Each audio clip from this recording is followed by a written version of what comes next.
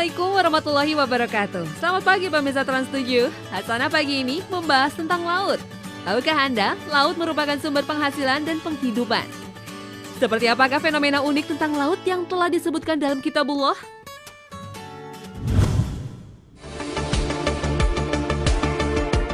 Laut atau bahari adalah kumpulan air yang luas dan berhubungan dengan samudra. Allah Subhanahu wa Ta'ala menciptakan laut sungguh sempurna. Mulai dari permukaan sampai ke dasarnya, semua bermanfaat untuk manusia. Dalam Al-Quran pun, kata laut sering disebut bahkan sampai puluhan kali.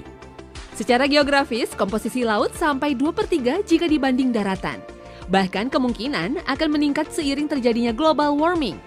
Es di kutub yang mencair akan menambah luas wilayah lautan dunia. Indonesia sendiri adalah salah satu negara yang dikelilingi lautan. Di balik tenangnya air laut itu ternyata menyimpan sejumlah mitos dan legenda di beberapa negara termasuk Indonesia. Poseidon. Dalam mitologi Yunani, Poseidon dipercaya sebagai penguasa laut. Sedangkan menurut mitologi Romawi, Poseidon disebut dengan Neptunus.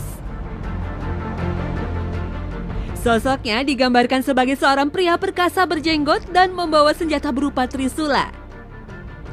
Orang Yunani kuno percaya jika Poseidon adalah dewa yang menciptakan pulau-pulau baru dan membuat laut menjadi tenang. Tetapi jika marah, dia akan membenturkan trisulanya dan menyebabkan gempa bumi, gelombang besar, sampai kehancuran kapal laut.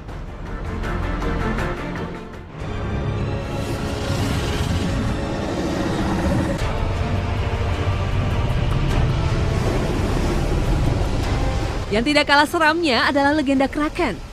Kraken adalah seekor monster raksasa yang berdiam di lautan wilayah Islandia dan Norwegia. Monster ini menyerang dan menggulung kapal yang lewat dengan tentakel raksasa dan menariknya ke dasar lautan.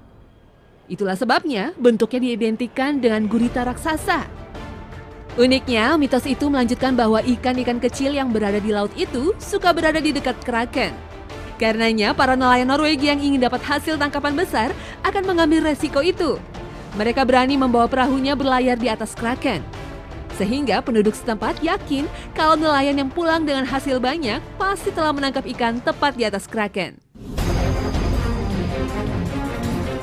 Kalau di Indonesia ada lagi nih, mitos penguasa lautnya. Laut Selatan dikenal dengan arus gelombangnya yang besar. Kisah mistisnya pun tak kalah seru. Laut Selatan itu konon dikuasai seorang ratu cantik yang disebut Kanjeng Ratu Kidul. Nyi Roro Kidul ini menyukai warna hijau. Dan dialah yang dipercaya suka mengambil orang-orang berpakaian hijau di pantai wilayahnya untuk dijadikan pelayan atau pasukannya.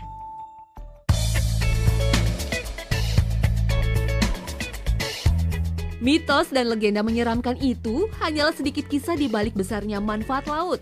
Sesungguhnya masih banyak manfaat dari laut yang belum digarap maksimal di Indonesia. Sebagai kumpulan air yang maha luas, laut berperan mengontrol iklim dunia dengan mengalirkan panas dari daerah ekuator menuju daerah kutub. Air laut bergerak secara terus-menerus mengelilingi bumi dalam satuan sabuk aliran sangat besar yang disebut dengan Global Conveyor Belt. Bergerak dari permukaan ke dalam samudra dan kembali lagi ke permukaan. Angin, temperatur, dan salinitas atau kadar garam air lautlah yang mengontrol sabuk aliran global.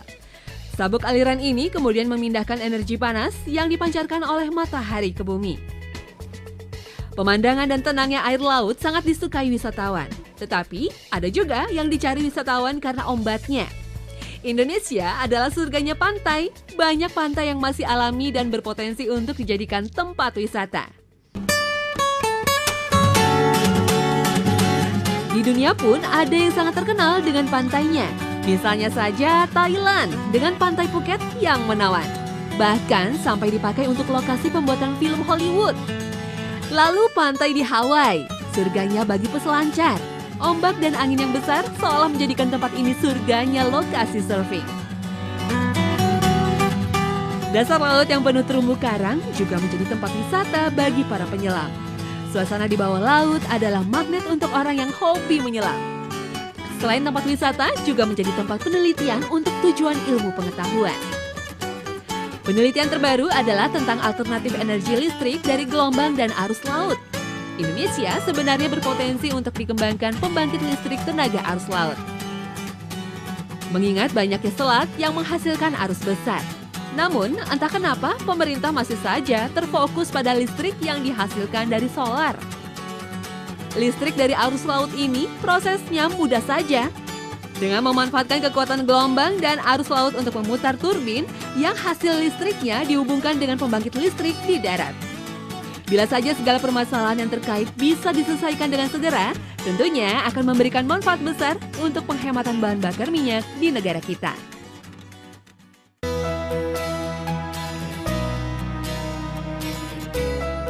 Manfaat lain dari laut adalah sebagai sumber ketahanan pangan kita.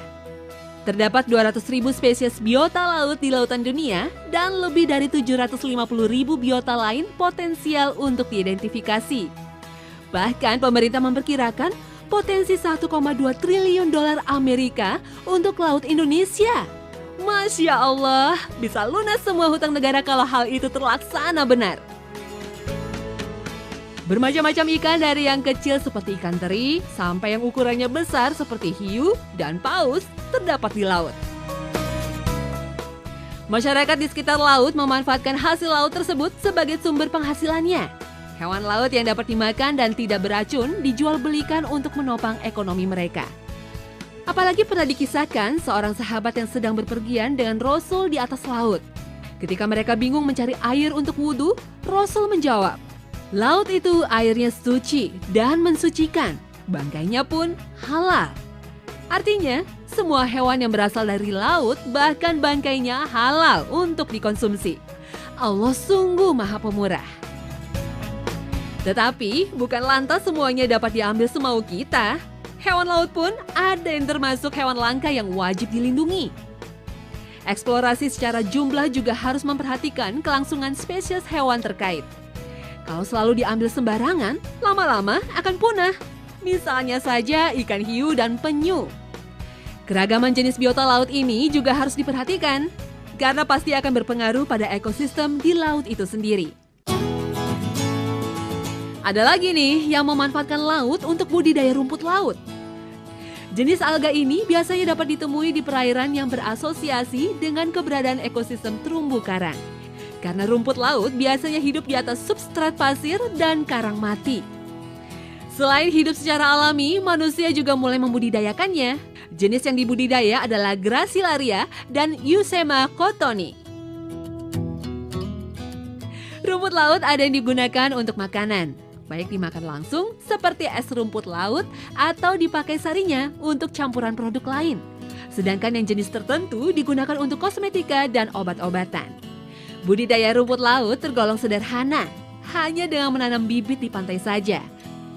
Bibit yang ditanam juga mudah memperolehnya, yaitu dengan mengambil stek dari ujung tanaman rumput laut yang masih muda dan sehat. Tidak perlu menambahkan pupuk atau obat pembasmi hama, tinggal menunggu saja antara 6 sampai 8 minggu. Barulah dilakukan pemanenan. Cukup mudah, padahal hasilnya menjanjikan. Untuk sekali panen dalam 100 meter persegi lahan dapat menghasilkan sekitar 100 kg rumput laut kering. Subhanallah, sungguh besar anugerah Allah Subhanahu wa Ta'ala.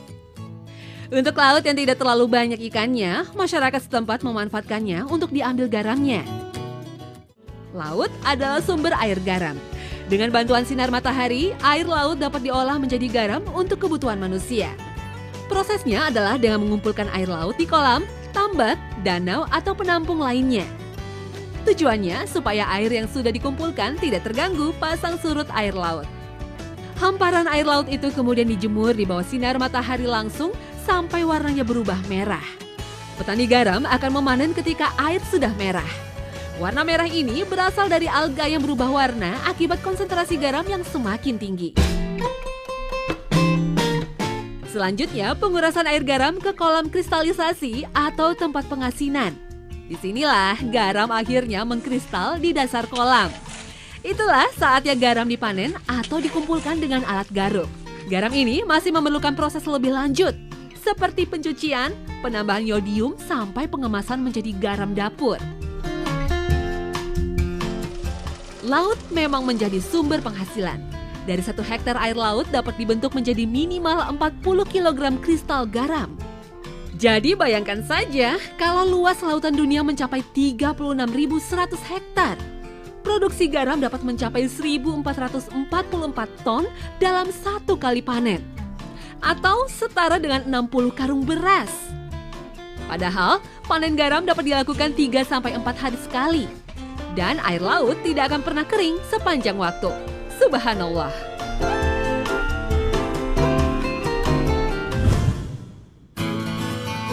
Laut sangat berharga bagi wilayah di sekitarnya. Kekayaan laut sama dengan kekayaan daerah yang dikelilinginya. Itulah sebabnya perbatasan daerah atau negara yang berada di laut sering memunculkan konflik. Menguasai laut berarti menguasai semua kekayaan yang ada di dalamnya. Apalagi kalau di dalam laut terdapat kandungan mineral berharga seperti minyak bumi. Kasus yang pernah terjadi adalah sengketa Indonesia dengan Malaysia di Blok Ambalat. Konflik ini dimulai sejak tahun 1967 ketika terjadi pertemuan teknis tentang hukum laut antara Indonesia dan Malaysia. Blok laut yang menimbulkan sengketa ini disinyalir mempunyai kekayaan laut yang besar. Sengketa berlanjut ketika masing-masing pihak saling mengklaim wilayah perairan yang dimaksud. Apalagi ketika ditambah kepemilikan 2 pulau kosong, yaitu Sipadan dan Ligitan. Sengketa lain juga terjadi di wilayah Laut Cina Selatan. Ketegangan terjadi karena Cina mengklaim seluruh wilayah Laut Cina Selatan. Beberapa negara Asia lain seperti Vietnam, Filipina juga mengklaim beberapa wilayah perairan. Sengketa ini menjadi perhatian dunia internasional ketika hasil survei menunjukkan adanya kandungan minyak yang cukup besar di dalam kawasan. Bahkan negara-negara Asia lain meminta dukungan Amerika Serikat dan memanfaatkan persaingannya dengan Cina. Dukungan Amerika Serikat diberikan dengan mengirimkan kapal induk USS George Washington ke wilayah Laut Cina Selatan. Sampai sekarang pun masalah ini belum menemukan titik terang. Semoga tidak ada pihak yang mengambil keuntungan dalam sengketa negara ini. Dan yang cukup membuat heboh dunia adalah sengketa di Selat Hormuz. Kondisi ini dikhawatirkan akan menimbulkan perang dunia karena negara yang terlibat adalah negara-negara besar. Permasalahan muncul ketika pemerintah Iran mengancam akan menutup Selat Hormuz jika Amerika bersikeras meninjau fasilitas nuklir di negara tersebut. Selat Hormuz adalah jalur perairan yang vital untuk distribusi minyak. Hampir setiap 10 menit satu kapal tanker melintasi wilayah ini. Jika Selat Hormuz ditutup, pasti akan sangat berpengaruh terhadap kondisi minyak dunia. Mungkin dapat terjadi krisis minyak dunia. Dan Amerika sudah mengirimkan kapal-kapal induknya untuk menjawab ancaman Iran ini. Karena tentu akan membuka blokade Iran dengan paksa. Artinya akan ada perang dunia, mengingat Cina mendukung Iran sepenuhnya. Nauzubillah min zalik. Itulah manusia dengan sifatnya yang selalu tidak puas. Selalu menginginkan yang lebih, padahal kekayaan laut tidaklah harus diperebutkan. Kekayaan laut dapat kita nikmati juga sebagai karunia Allah Subhanahu wa Ta'ala. Seperti kita dapat menikmati beberapa fenomena unik tentang laut. Fenomena unik tentang laut adalah adanya sungai di dasar laut. Fenomena ini terdapat di Laut Meksiko. Beberapa penyelam menemukannya di kedalaman lebih dari 30 meter. Seorang ahli oceanographer dan ahli selam dari Prancis sudah menjelajahi banyak perairan untuk diteliti. Ketika sedang melakukan eksplorasi di bawah laut, dia menemukan beberapa kumpulan air tawar segar. Rasanya tidak asin, yang menandakan bahwa air tidak melebur dengan air asin di sekelilingnya. Bahkan perairan air tawar itu lengkap dengan pohon dan dedaunan yang mengapung di perairan itu. Subhanallah. Fenomena itu ternyata sudah disebutkan dalam Al-Quran dalam surat Ar-Rahman. Marajal bahraini yaltaqiyan. Bainahuma barzakhun la yabghiyan. Dia membiarkan dua laut mengalir yang kemudian keduanya bertemu. Di antara kedua ada batas yang tidak dilampaui masing-masing. Fenomena kedua adalah adanya aliran dua laut yang tidak bercampur. Lautan yang tidak bercampur itu terletak di Selat Gibraltar, yaitu selat yang memisahkan benua Afrika dan Eropa, tepatnya antara negara Maroko dan Spanyol. Arus Selat Gibraltar memang sangat besar di bagian bawahnya. Hal ini dikarenakan perbedaan suhu, kadar garam, dan kerapatan airnya. Air laut di Laut Tengah memiliki kerapatan dan kadar garam yang lebih tinggi dari air laut yang ada di Samudra Atlantik. Menurut sifatnya, air akan bergerak dari kerapatan tinggi ke daerah dengan kerapatan air yang lebih rendah. Seharusnya arus di Selat Gibraltar bergerak ke barat menuju Samudra Atlantik dan bercampur. Ternyata air laut dari Laut Tengah tidak bercampur dengan Samudra Atlantik. Seakan ada sekat yang memisahkan kedua jenis air ini. Bahkan batas antara kedua air dari dua buah laut ini sangat jelas. Air laut dari Samudra Atlantik berwarna biru lebih cerah. Sedangkan air laut dari Laut Tengah berwarna lebih gelap. Inilah keajaiban alam. Tidak hanya itu, ternyata air laut dari Laut Tengah ini menyusup di bawah kedalaman 1000 meter air laut yang berasal dari Samudra Atlantik. Fenomena ini pun sudah disebutkan dalam Kitabullah dalam surat Al-Furqan yang menjelaskan bahwa dan dialah yang membiarkan dua laut mengalir berdampingan. Yang ini tawar lagi segar dan yang lain asin lagi pahit.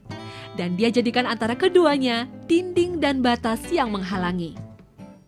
وهو الذي مرج البحرين هذا عذب فرات وهذا ملح أجاج وجعل بينهما برزخا وحجرا محجورا.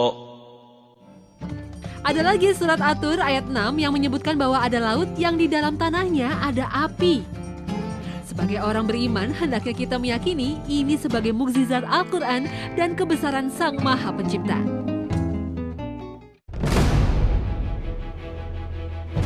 Kisah fenomenal tentang laut pernah terjadi pada zaman kenabian. Pasti pemirsa tidak lupa dengan kisah Nabi Musa dan Laut Merah. Kisah tentang Bani Israel yang tertindas dalam pemerintahan Fir'aun yang kejam dan bengis. Ketika mengetahui bahwa Musa lah yang dapat menolong mereka, orang-orang Bani Israel memohon kepada Nabi Musa untuk mengeluarkan mereka dari Mesir. Akhirnya Nabi Musa memimpin rombongan Bani Israel menuju Baitul Maqdis. Sampailah mereka di tepi Laut Merah yang begitu luasnya. Orang-orang sudah putus asa karena tidak mungkin menyeberangi lautan luas itu dengan perahu kecil. Sementara pasukan Firaun terus mengejar mereka di belakang. Pada saat kritis itu turunlah wahyu Allah agar Musa memukulkan tongkatnya ke air laut dan mengangkatnya ke atas. Atas izin Allah SWT, Laut Merah terbelah menjadi dua. Di tengahnya terdapat celah daratan untuk menyeberang. Rombongan Bani Israel pun menyeberangi Laut Merah. Pasukan Firaun ikut mengejar dan masuk ke dalam celah Laut Merah. Tetapi ketika seluruh Bani Israel selesai menyeberang, pasukan Firaun masih berada di tengah laut. Nabi Musa menurunkan kembali tongkatnya dan air laut kembali menyatu. Pasukan Firaun pun tenggelam di dasar Laut Merah. Sungguh sebuah kisah mukjizat yang patut kita imani. Subhanallah.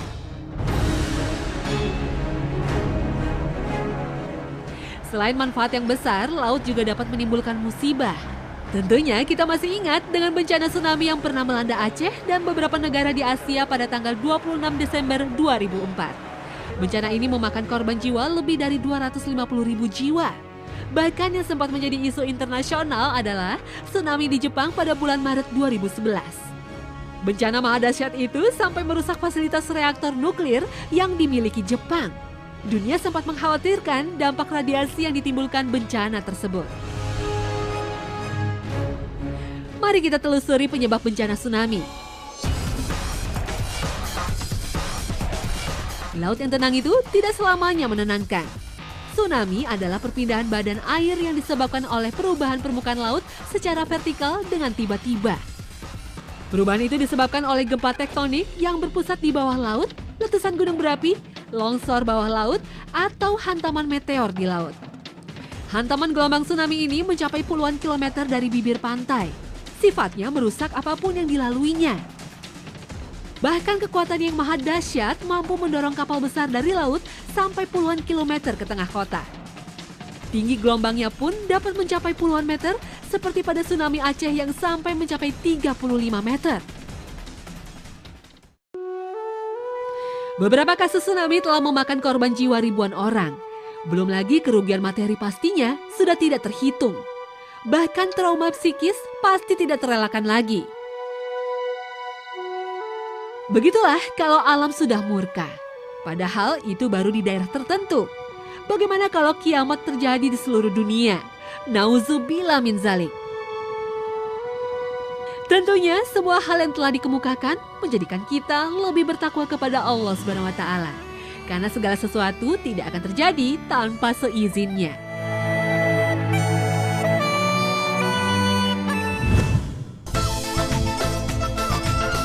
Nah pemirsa Hasanah, inilah akhir kebersamaan kita dalam Hasanah Ensiklopedia Islam Dunia hari ini. Saksikan terus Hasanah Senin hingga Jumat pukul 5 pagi waktu Indonesia Barat. Terima kasih atas perhatian Anda dan wassalamualaikum warahmatullahi wabarakatuh.